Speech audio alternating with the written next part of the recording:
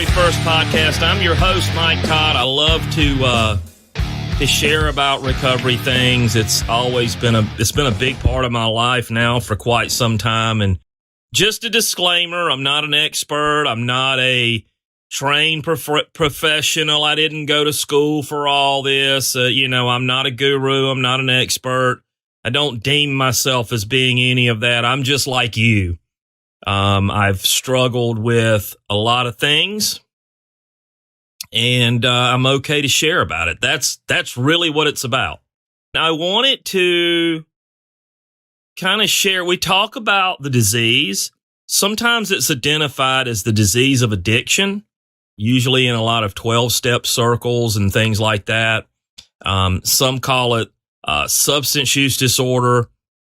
Either way, you got to be so careful these days. But anyway, we won't go into all that. We'll let everybody banter back and forth on Facebook about that. But the point I'm trying to make is, for me, the longer I kind of hang around in this thing called recovery, I've read a lot of different things, and I've come to realize that a lot of this for me, and this is just for me, is really about a disease of negative thinking and just a general negative outlook on life. It's something that I just generally struggle with. It's something that I struggle with in my recovery. And so in the last 90 days, I've really dug into mindfulness. Reading a book called The Power of Now. Very beneficial. I've been referencing a book, How to Communicate Like a Buddhist. Very, very interesting, very helpful for my situation.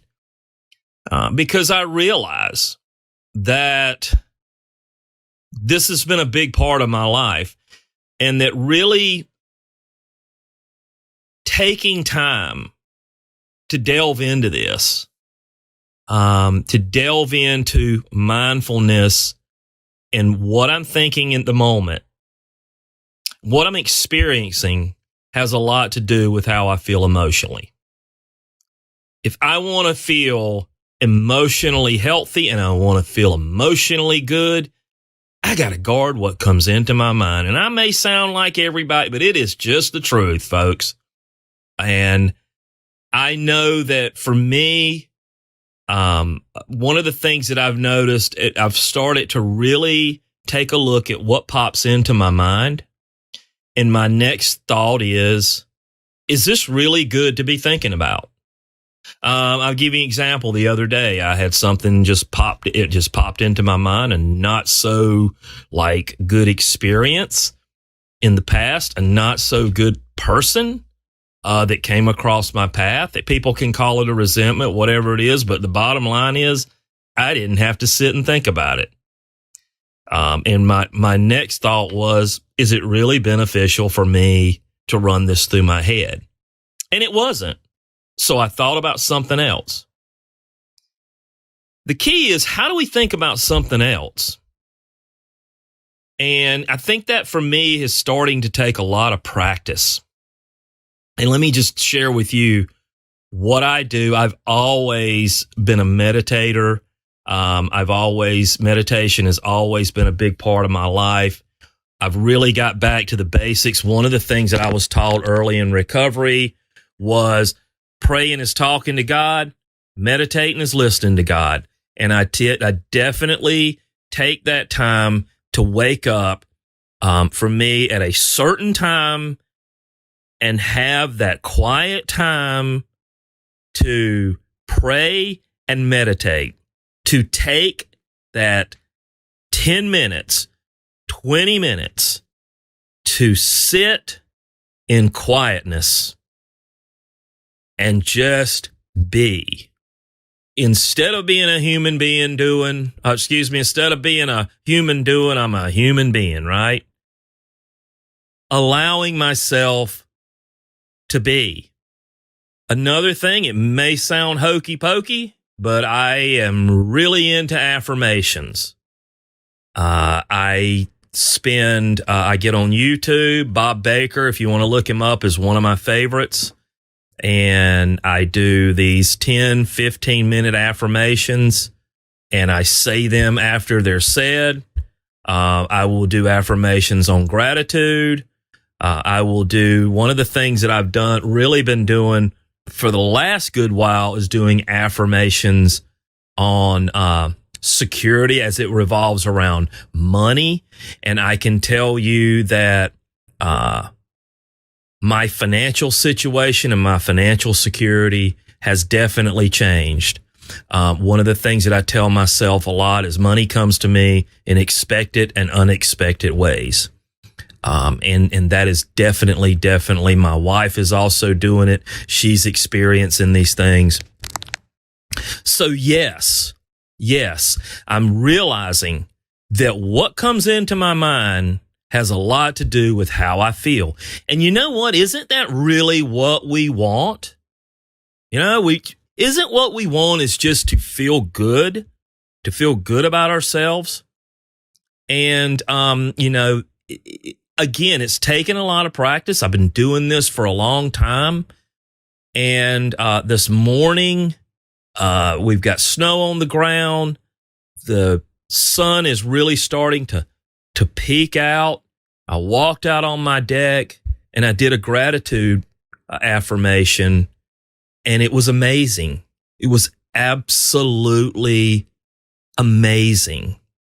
I'm going to look at social media. There's no doubt, I'm addicted to social media. Hell, a lot of people are. But I've started out this year really paying attention to what comes in my mind. And that really, for me, is what mindfulness is about.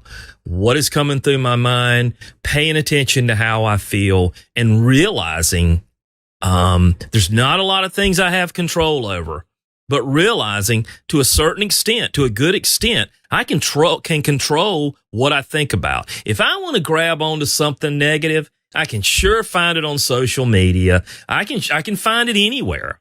I really can. I can choose not to participate in this negative stuff. I can choose not to participate in the negative things that come into my mind. And it's okay. I can start a day over by just starting over and being and meditating for 5 minutes and resetting my mind. Now, I haven't gotten perfect at this. It's a journey like everything else. I'm going to continue to read my book, The Power of Now. And one of the things that I was taught and have been taught is that a lot about recovery is learning how to live in the moment. I'm really spending time practicing that, spending time right now. I'm sitting in my room. I'm just kind of like being. I've got my dog laying in here, and I'm here in the moment. And I can tell you that my life is improving and my recovery is improving very, very much just by doing these simple things, just by getting up at a certain time, praying, meditating, gratitude affirmations, financial security affirmations, affirmations on how I see myself. And it is making a huge difference in my life. So let's start out 2022 being careful about what comes in our mind and what we're thinking about. I'm also realizing, and I'll finish up with this, is that when I'm in a state, as I do this, I tend to be more in a state of gratitude and forgiveness. Because maybe something or someone will pop into my mind, and instead of dwelling on it, I'll just say, hey, I don't need to think about that. And a lot of people's decisions when they hurt others are made simply out of confusion and fear. And maybe they were just in a lot of confusion and fear at the time.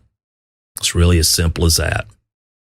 So keep tuning in, keep listening, and hey, hopefully, I hope I help some folks out. Again, not an expert, just like you.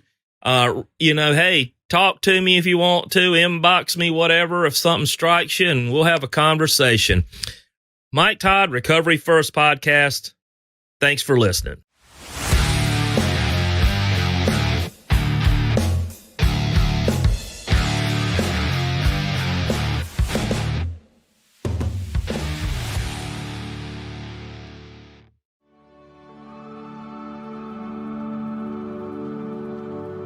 This is Mike Todd with the South Carolina Recovery Housing Association. I would like to thank Challenges, Inc., the Recovery Advocacy Project, and the Clinton Foundation for helping us get naloxone to all recovery houses in South Carolina.